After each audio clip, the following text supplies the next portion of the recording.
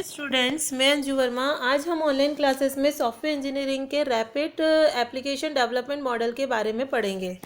Rat model का use हम क्यों करते हैं? अभी तक हमने जो भी मॉडल देखे हैं उसमें से जो रैपिड एप्लीकेशन डेवलपमेंट मॉडल है, इसका यूज़ हम फास्ट प्रोसेसिंग के लिए करते हैं। जैसे हम ये सारे मॉडल्स को हम क्यों यूज़ कर रहे हैं कि जो भी सॉफ्टवेयर डेवलपर रहता है वो अपनी जो भी इंफॉर्मेशन है वो किस तरह से गैदर करता है, किन किन मॉडल के थ्रू गैदर करता है, ये हम सारे मॉडल्स में पढ़ते हैं। तो रैड जो मॉडल है, इस मॉडल में ये पैरेलली डेवलप हम करते हैं। इसमें हम ज़्यादातर इंक्रीमेंटल का भी यूज़ करते हैं। इंक्रीमेंटल मतलब क्या कि इटरेटिव मॉडल का भी हम इसके अंदर यूज़ करते हैं। रैड मॉडल में functional modules are developed in parallel as a prototypes and are integrated to make the complete product for faster product deliveries. मतलब कि हम जो भी प्रोडक्ट डिज़ाइन करना चाहते हैं, जो भी सॉफ्टवेयर हम डिज़ाइन करना चाहते हैं, अगर उसमें हम रैड मॉडल का यूज़ करते हैं तो ये रैड मॉडल क्या करता है कि सारे उसको वो एक फंक्शनल मॉड्यूल्स के फॉर्म में डिवाइड कर लेता है, और जब सारे मॉड्यूल्स हमारे कंप्लीट हो जाते हैं तो वो इंटीग्रेट करता है। तो इससे हमको थोड़ी सी फास्ट प्रोसेस मिलती है। Red project follow iterative and incremental model. यह इटरेटिव और इंक्रीमेंटल दोनों के कॉम्बिनेशन को फॉलो करता है, जिससे हमको ये सारे जितने भी डेवलपर टीम रहती है उनको जल्दी प्रोसेस करने का तरीका मिल सके। Comprises developer, domain expert, customer representative and other IT resources working progressively on their component और prototype। इसके सारे component पे वो work करता है। रैड मॉडल एक linear sequential software development process रहता है, जो कि हर साइकिल को कंप्लीट करके इंटीग्रेट करके आपको रिजल्ट प्रोवाइड करता है। Red is a linear sequential software development process model that emphasize a concise development cycle using an element-based construction approach. If the requirements are well understood and described and the project scope is constant, the RAD process enables a development team to create a fully functional system within a concise time period। मतलब कि कम time period में भी वो उसको पूरा करके देता है रैड मॉडल। रैड मॉडल पूरा तभी करेगा जब वो वेल अंडरस्टूड रहेगा और उसके सारे जितने भी कंपोनेंट्स रहते हैं या कंस्टेंट रहते हैं वो सारे अंडरस्टूड रहते हैं, तभी वो वर्क करता है। रैड मॉडल एक कंसेप्ट है that products can be develop faster and higher quality through. यह हमको हायर क्वालिटी भी प्रोवाइड करता है। ये ज़्यादातर रिक्वायरमेंट गैदर करने के लिए क्या करता है कि ग्रुप पर फोकस करता है, वर्कशॉप्स लेता है अलग अलग। Prototyping and early reiterative user testing of designing, मतलब कि वापस से वो इटरेटिव का मतलब ये होता है कि जब हम इटरेशन मॉडल का यूज़ करते हैं तो इटरेशन मॉडल में क्या था कि जब तक हमारी कंप्लीट प्रोसेस नहीं हो जाती वो सारी प्रोसेस रिपीट होती रहती है। तो यहाँ पर वो क्या कर रहा है कि हर को एक मॉड्यूल में डिवाइड कर दिया, और वो मॉड्यूल जब तक कंप्लीट नहीं हो जाते, वो कंप्लीट उसकी टेस्टिंग कंप्लीट नहीं हो जाती है, डिज़ाइनिंग कंप्लीट नहीं हो जाता, तब तक वो रिपीट होता रहता है। The reuse of software component, इसमें सॉफ्टवेयर कंपोनेंट का रीयूज़ होता है। The rigidly paced schedule that refers design improvement to next product version.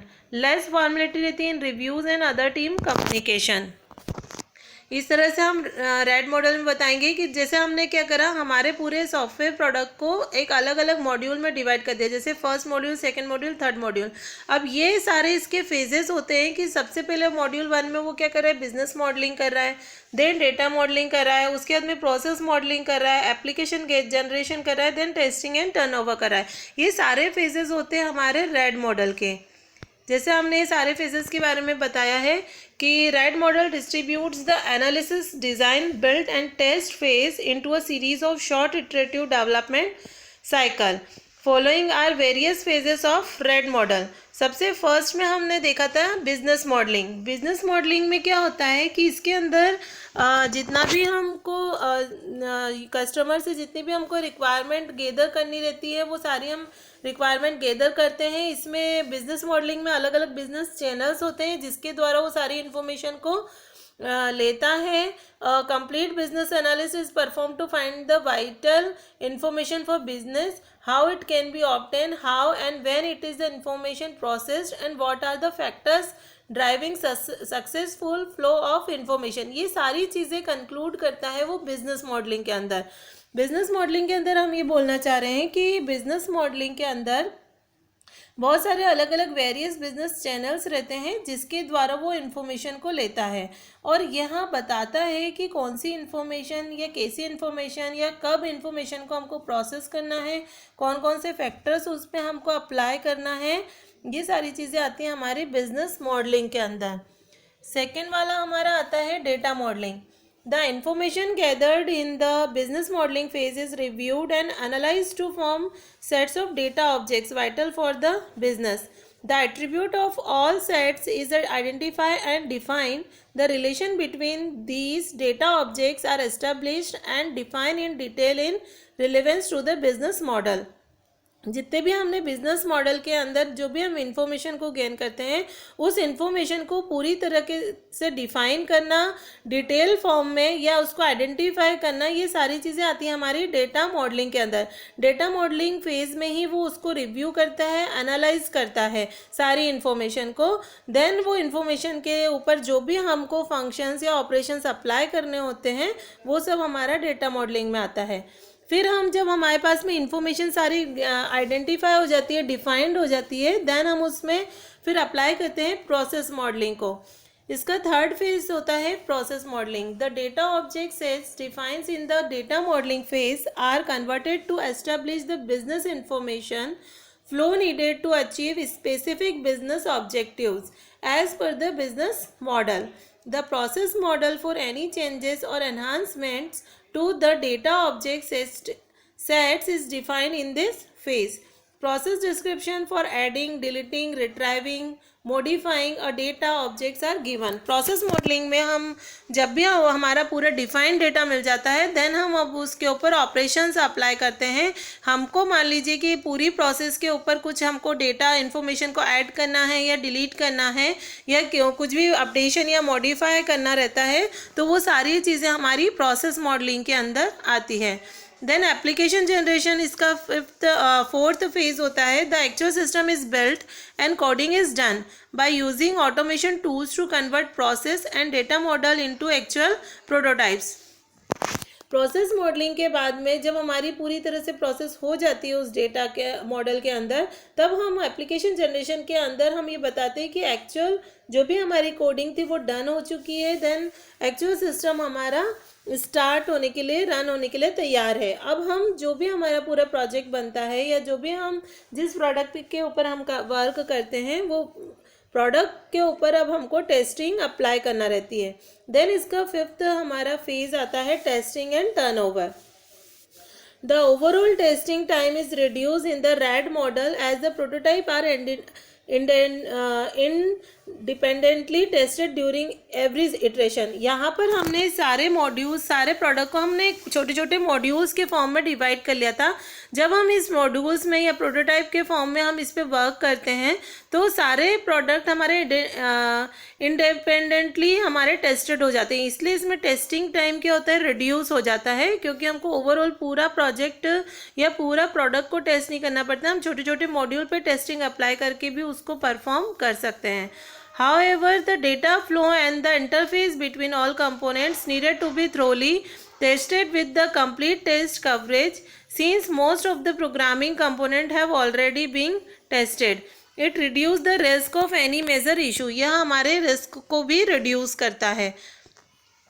अब प्रोटोटाइप ये rapid application development model versus traditional SDLC. SDLC में भी हम क्या करते हैं, हम रिक्वायरमेंट की गैदरिंग करते हैं, देन स्टडी करते हैं, एनालिसिस करते हैं, डिज़ाइन करते हैं, टेस्टिंग करते हैं, हम इम्प्लीमेंट करते हैं। ये हमारी पूरी एसडीएलसी साइकिल होती है। और रैड मॉडल में भी हम क्या कर रहे हैं, डिफरेंट फेजेस से वो सारी इन्फॉर्मेशंस को कलेक्ट कर रहे हैं, डिज़ाइन कर रहे हैं, देन टेस्टिंग अप्लाई कर रहे हैं। तो दोनों में डिफरेंस क्या है, वो डिफरेंस इसमें बताया हुआ है। The traditional SDLC follow a rigid process model with high emphasise on requirement analysis and gathering before the coding start. मतलब कि कोडिंग को स्टार्ट करने से पहले हम पूरी इन्फॉर्मेशन को गैदर करते हैं और उसमें हम एनालिसिस करते हैं।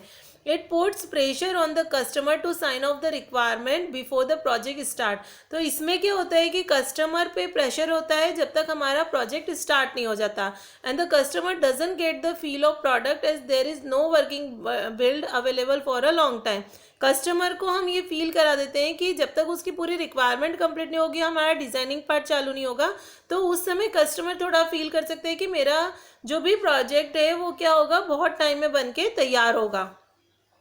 The customer may need some changes after he gets to see the software. जब कस्टमर ये देखता है कि मेरा सॉफ्टवेयर ये बन रहा है, तो उसको अगर कुछ ज़रूरत होती है कुछ भी चेंजेस करने के लिए, तो वो चेंजेस इसमें हम अप्लाई नहीं कर पाते हैं। Changes process quite rigid and it may not be feasible to incorporate major changes in the product in traditional SDLC। तो ये पूरा हमारा SDLC का पार्ट होता है। जबकि हम अगर रैड मॉडल की बात करते हैं, तो RAD model focus on iterative and incremental delivery of working model to the customer. This result is rapid delivery to the customer and customer involved during the complete development life cycle of product, reducing the risk of